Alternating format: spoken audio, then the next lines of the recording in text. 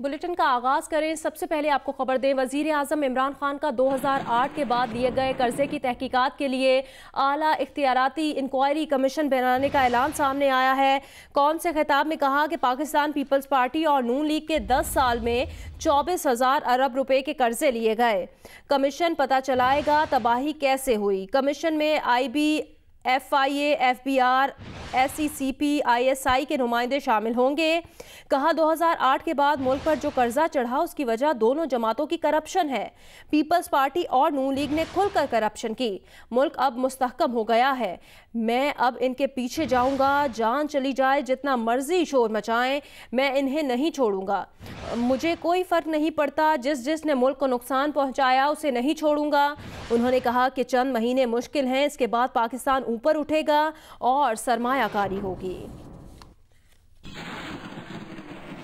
जब मुल्क का कर्जा 2008 के बाद ऐसे गया ऊपर 30,000 तक 10 सालों में, इन तीनों घरों के दौलत भी ऐसे ऊपर गई है। 2008 के बाद ये जो कर्जा चढ़ा है इसकी सबसे बड़ी वजह करप्शन थी।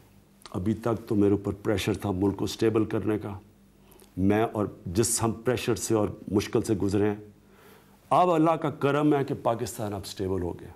मैं अपने नीचे एक हाई पावर्ड एक कमीशन बनाने लगा हूँ, एक इंक्वायरी कमीशन, जिसका एक 1 पॉइंट एजेंडा है कि 10 सालों में इन्होंने इस मुल्क के ऊपर 24,000 अरब रुपया कर्जा कैसे चढ़ाया। जो इक़्तिदार में होंगे ये मेरी कमीशन इनको पूरी तरह इन्वेस्टिगेट करेगी। ये हाई पार्ट कमीशन के अंदर FIA होगी, IB होगी, ISI होगी, FBR होगी, SECP होगी। सारे वो गवर्नमेंट के इदारे होंगे जो कि ये इन्वेस्टिगेट करेंगे कि इन्होंने इस मुल्क को इस दलदल में कैसे फंसाया है। मुझे कोई ब्लैकमेल करने की कोशिश करे ना कि मेरी गवर्नमेंट चाह रही है, ये तो बड़ी छोटी चीज़ है गवर्नमेंट जाने की। मेरी जान भी चली जाए ना, मैंने इन चोरों और डाकुओं को नहीं छोड़ना। वजीर आजम इमरान खान का कौम से खिताब। कहा तहरीक इंसाफ ने पहला बजट पेश किया। ये बजट नए पाकिस्तान के नजरिए की अक्कासी करेगा।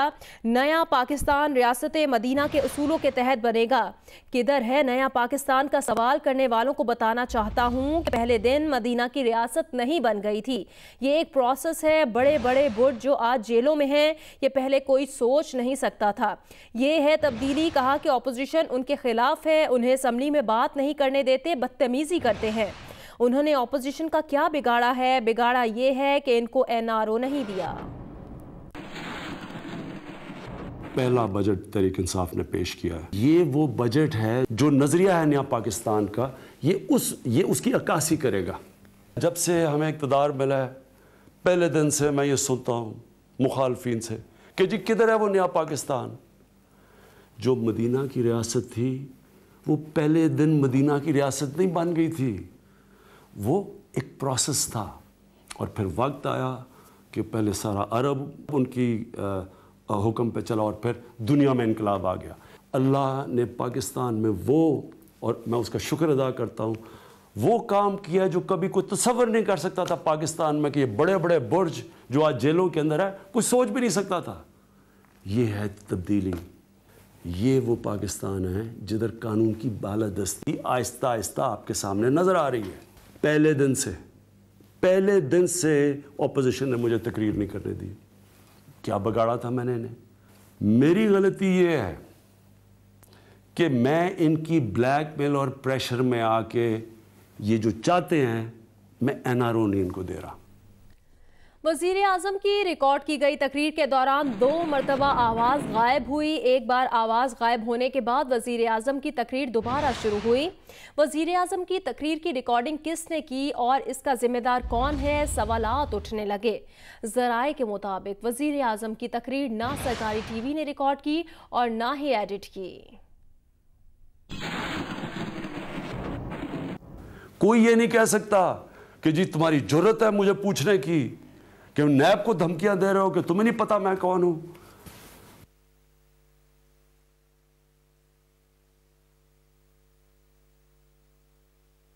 वो यूनाइटेड नेशंस की चार्टर ऑफ ह्यूमन राइट्स के ऊपर है।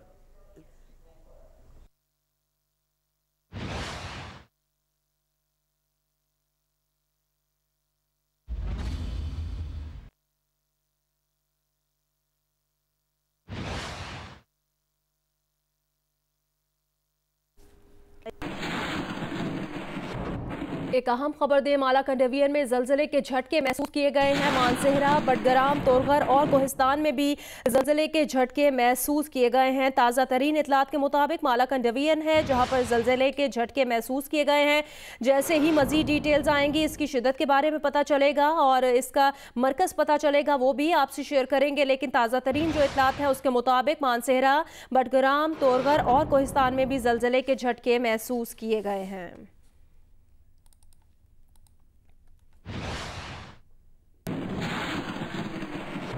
एक बार फिर बात करेंगे वजीर आजम की तकरीर की, जिस पर नवाज शरीफ के साहबजादे हुसैन नवाज का भी रद्द-ए-अमल सामने आ गया है।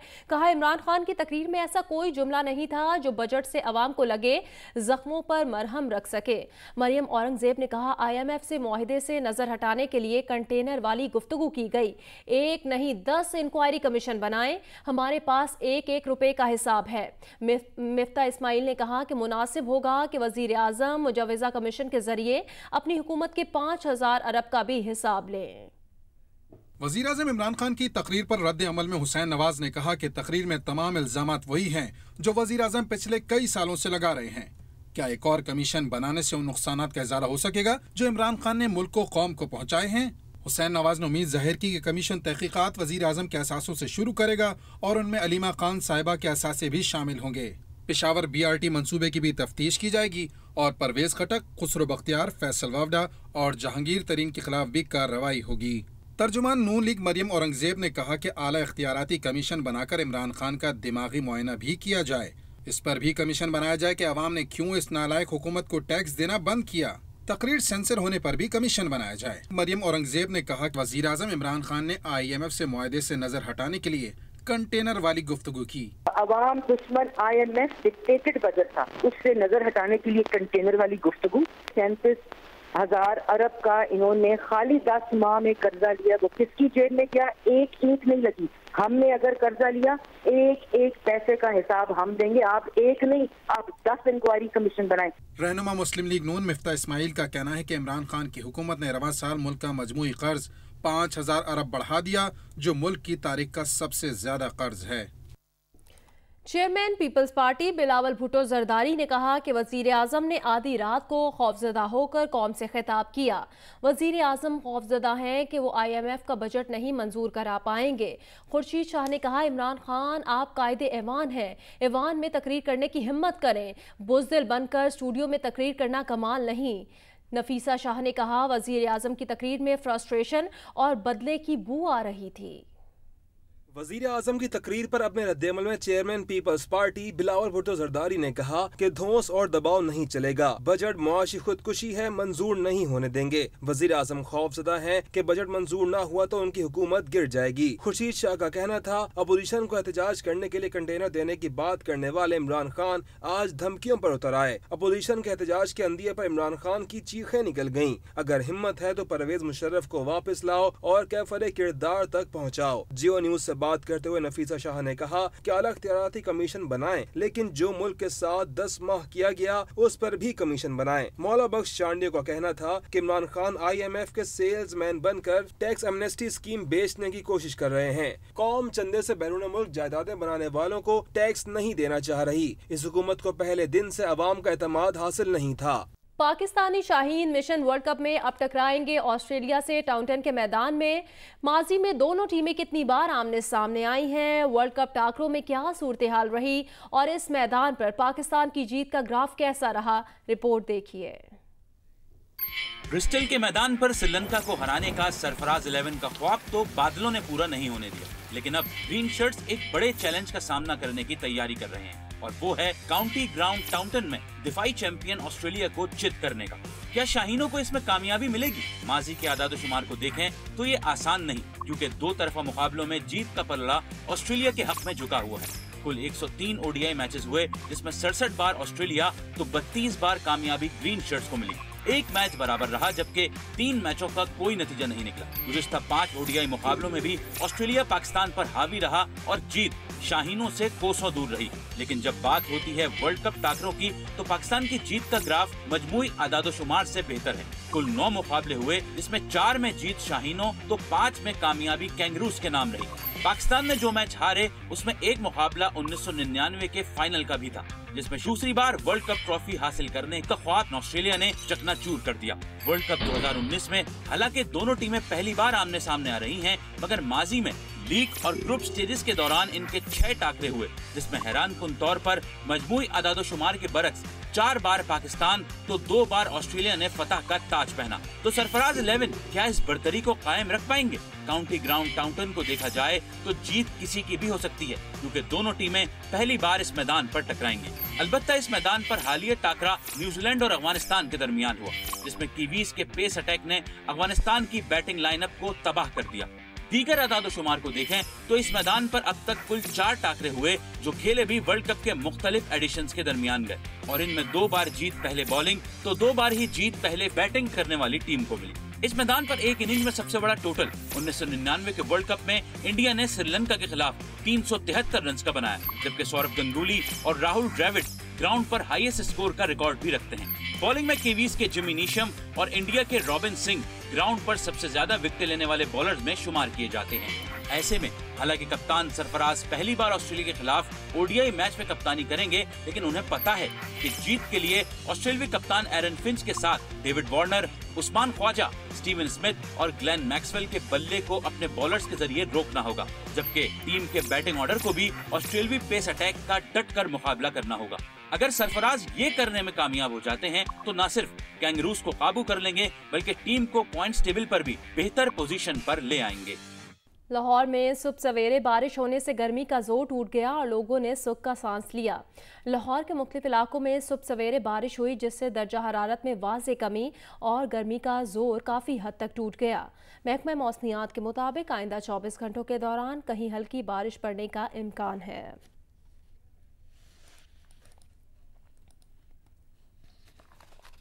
और अभी आपको खबर दें, आज़ाद कश्मीर की वादिय नीलम, 8 मकाम, शारदा समेत मुख्तलिफ इलाकों में बारिश और यालाबारी हुई है।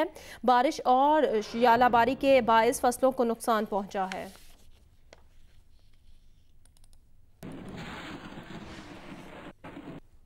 मुल्क के अक्सर इलाके शदीद गर्मी की लपेट में हैं। जनूबी पंजाब और सिंध में गर्मी की शिद्दत बरकरार है, जबकि लाहौर, रावलपिंडी, शिमाली और वस्ती पंजाब के कई इलाकों में बारिश के बाद मौसम बेहतर हो गया है।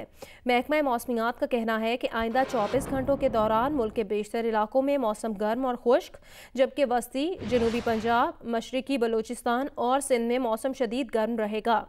मालाकंड, हज़ारा, पिशावर, कोहाट, रावलपिंडी डिवीजन, गिलगित बल्तिस्तान और कश्मीर में चंद मकामात पर आंधी और गरज चमक के साथ बारिश का इम्कान है, जबकि कराची में आज भी गर्मी की शिद्दत में इजाफे का इम्कान है। महकमा मौसमियात का कहना है आज शहर में दर्जा हरारत 40 डिग्री रिकॉर्ड किया जाएगा। महकमा मौसमियात के मुताबिक गुज़श्ता 24 घंटों के दौरान सिब्बी सबसे ज़्यादा गर्म मकाम रहा, जहाँ दर्जा हरारत 48 डिग्री रिकॉर्ड किया गया। नूरपुर थल में 47, तुरबत, दादू और बहावल नगर में 46 डिग्री रिकॉर्ड किया गया। गुज़श्ता 24 घंटों के दौरान इस्लामाबाद में ज़्यादा से ज़्यादा रिकॉर्ड किया जाने वाला दर्जा हरारत 38 डिग्री रहा।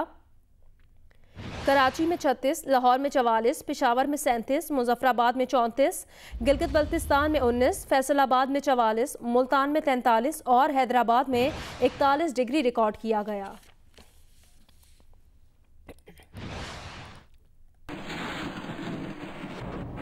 बुहेरा अरब में बनने वाले मुतवक्के समंदरी तूफान ने ज़िला बदीन के माहीगीरों में खौफ व हिरास फैला दिया है, जबकि किसी मुमकिना खतरे की पेश नज़र ज़िला इंतज़ामिया ने तमाम सरकारी मुलाजमीन की छुट्टियां भी मनसूख कर दी हैं। हनीफ जई की रिपोर्ट। देखिए, बुहेरा अरब में बनने वाले समुद्री तूफान के पेश नजर यहाँ जिला बदीन के साली इलाकों में भी शदीद खौफ और रास पाया जाता है। समुद्री तूफान के पेश नजर दरबार हाल बदीन में एक आला सतही इजलास भी मुनक्किद हुआ है, जिसकी सदारत deputy commissioner Badin doctor Abdul Hafeez Sial ने की है, जिसमें न सिर्फ महकमा रेवेन्यू बल्कि दीगर सरकारी इदारों के अफसरान ने भी शिरकत की है और इसमें फैसले किए गए हैं कि समुद्री तूफान के पेश नजर सरकारी मुलाजमीन की छुट्टियां मनसूख कर दी गई हैं। दूसरी जानिब अलर्ट भी जारी कर दिया गया है और माहीगीरों को समुद्री तूफान के खतरे से आगाह किया जा रहा है। माहीगीरों ने अपनी कश्तियां खड़ी कर दी हैं लेकिन माहीगीरों का ये भी कहना है कि 40 से ज़ायद कश्तियाँ अभी ऐसी हैं जो गहरे समंदर में शिकार के लिए गए हुए हैं और जिन्हें समुद्री तूफान के किसी खतरे की कोई इतला नहीं है। और शेखानी गाड़ी से कारो गुंगड़ों तक के जो सैली पट्टी के माहीगीर हैं और दीगर मकीन हैं, वहाँ उनमें खौफ और आस पाया जाता है। नए माली साल के बजट में घी, खुर्दनी तेल, चीनी, दूध, खुश्क दूध, क्रीम महंगी कर दी गई है। सेमी प्रोसेस और पके हुए चिकन, मटन, बीफ, मछली पर भी सेल्स टैक्स बढ़ा दिया गया है। गाड़ियां, सीमेंट, मार्बर, LNG, CNG और सिगरेट भी महंगे कर दिए गए हैं। फलों के जूस, सिरप्स, स्कॉशेस, कोल्ड ड्रिंक्स पर टैक्स बढ़ाने की तजवीज़ दी गई है। सोना, चांदी और हीरों की दरामद पर भी एक्साइज ड्यूटी आयद की जाएगी।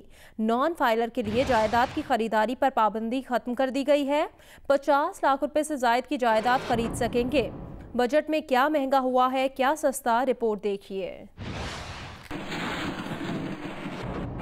खुर्दनी तेल और घी पर फेडरल एक्साइज ड्यूटी बढ़ाकर 17% करने की तजवीज़। चीनी पर सेल्स टैक्स 8% से बढ़ाकर 17% करने की तजवीज़।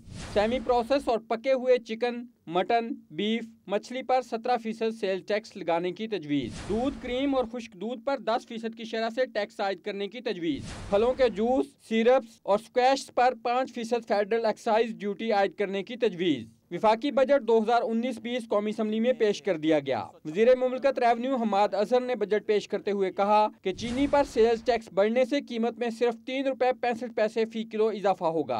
नए बजट में मुकामी तौर पर तैयारशुदा 1000 सीसी गाड़ी पर 2.5%, जबकि 1001 से 2000 सीसी गाड़ी पर 5% फेडरल एक्साइज ड्यूटी की तजवीज़ है। संगे मरमर की सनत पर 17% सेल्स टैक्स लगाने और सीमेंट पर फेडरल एक्साइज ड्यूटी 1.5 रुपए फी किलो से बढ़ाकर 2 रुपए करने की तजवीज़ है। LNG की दरामद पर फेडरल एक्साइज ड्यूटी 10 रुपए फी MMBTU करने, जबकि CNG की कीमत में 10 रुपए फी किलो तक इजाफा करने की तजवीज़ है। सिगरेट के बालाई स्लैब पर FED 4500 फी 1000 सिगरेट से बढ़ाकर 5200 रुपए, जबकि 2 जेरी स्लैब जम करने की तजवीज़ है। जेरी स्लैब जम करके ड्यूटी 1650 रुपए फी 1000 सिगरेट्स की जाएगी। नए माली साल के बजट में नॉन फाइलर्स के लिए जायदाद की खरीदारी पर पाबंदी खत्म कर दी गई है। अब वो 50 लाख रुपए से जायद की जायदाद खरीद सकेंगे। सोने और चांदी की दरामद पर 1%, जबकि हीरे की दरामद पर 0.5% फेडरल एक्साइज ड्यूटी आयद करने की तजवीज़ है। अब एक नजर टैक्सेस में कमी पर। बिजली गैस के आलात, फोम, कन्फेक्शनरी आइटम्स, असलहा, एमुनेशन, लुब्रिकेंट्स पर इजाफी 2% टैक्स वापस लेने की तजवीज़। बैटरियां, ऑटो पार्ट्स, टायर ट्यूब पर इजाफी 2% टैक्स वापस लेने की तजवीज़। ऑयल मार्केटिंग कंपनियों की तरफ से दरामदी पेट्रोलियम मसनूआत पर वैल्यू एडिशन टैक्स के इस्तिस्ना की तजवीज़ है। दवाओं की पैदावार के खाम माल की 19 बुनियादी अशिया को 3% इम्पोर्ट ड्यूटी से इस्तिस्ना देने की तजवीज़। रेस्टोरेंट और बेकरी के लिए चीजों पर सेल्स टैक्स 17 से कम करके 7.5% करने की तजवीज़। हमाद अजहर ने कहा, ईंटों के भट्टों से 17% से टैक्स लिया जा रहा है, जो कम करने की तजवीज़ है और इसे बाहिसाब गुंजाइश और जगह फिक्स किया जाएगा। नए बजट में डायल अप और ब्रॉडबैंड इंटरनेट सर्विसेज पर फेडरल एक्साइज ड्यूटी खत्म करने की तजवीज़ है। तोहाइफ पर टैक्स लागू होगा, ताहम करीबी रिश्तेदारों से मिलने वाले तोहाइफ मुस्तस्ना होंगे। अरशद वही चौधरी, जियो न्यूज़, इस्लामाबाद। मुस्लिम लीग नून की नायब सदर मरियम नवाज का कहना है, ये बजट नहीं मुल्की नाअहलों और आलमी साहूकारों का अवाम का खून चूसने का नुस्खा है। बजट पर अपने रद्द-ए-अमल में मरियम नवाज ने कहा, महंगाई, बेरोजगारी और गुर्बत की ये काली दस्तावेजात नाअहल हुकूमत का एक और सियाह कारनामा है। ये पाकिस्तान को कई साल पीछे धकेल देगा और गरीब का सांस लेना दुश्वार हो जाएगा। जिस इंसान के घर के खर्चात समेत उसका ज़ाती खर्च उसके अरबपति दोस्तों के ज़िम्मे हो, उससे मेहनत कश के ख़ानदान समेत 15,000 रुपये में ज़िंदा रहने का इदराक और एहसास कैसे होगा।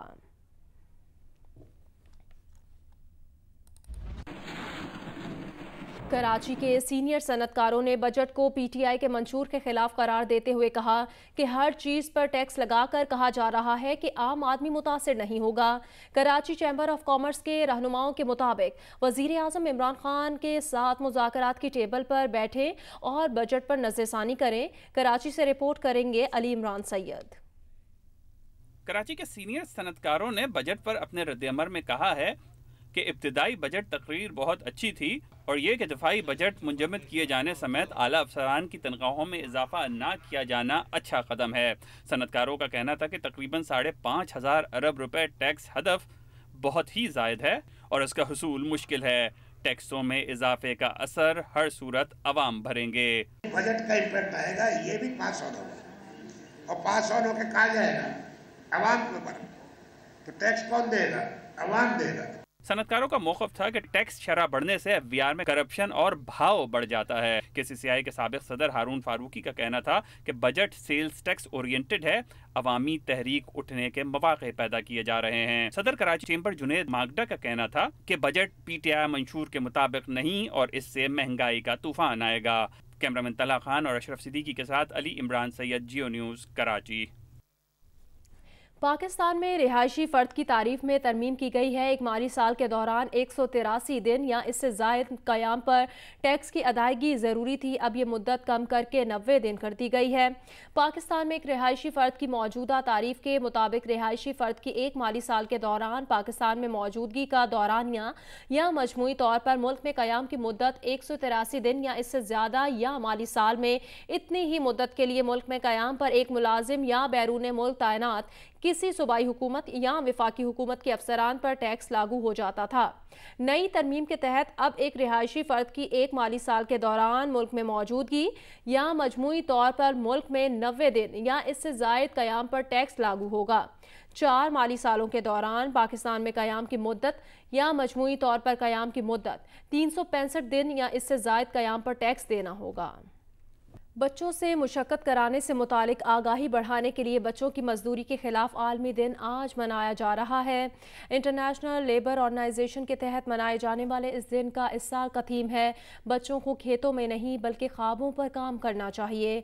ILO का कहना है वो काम जो बच्चों से बचपन उनकी सलाहियत छीन ले और जवान की जिस्मानी और जहनी तरक्की के लिए नुकसानदेह हो, ऐसा काम बच्चों से लेना आलमी कवानीन के खिलाफ है। Assalamu alaikum, I'm Huma Amirsha. And I'm Abdullah Sultan. For more videos and updates, what you have got to do, you have got to click the subscribe button. Don't forget to watch Geo News.